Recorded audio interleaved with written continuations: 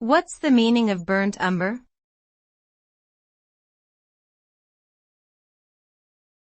Burnt umber.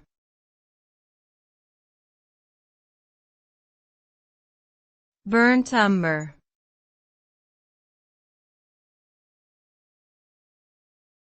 Burnt umber.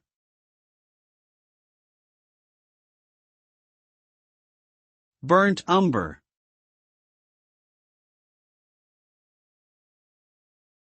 Burnt umber is a dark brown pigment that is created from natural clay containing iron and manganese oxides.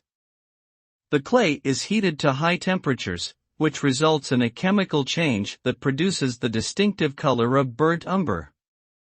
The pigment has been used in art and other industries for centuries due to its warm, earthy tone and ability to produce nuanced shades of brown when mixed with other colors. When used in painting, burnt umber can be used to create shadows or to mix with other colors to produce muted, natural tones. Overall, burnt umber is a versatile and essential color for anyone interested in creating rich, complex browns in their artistic endeavors.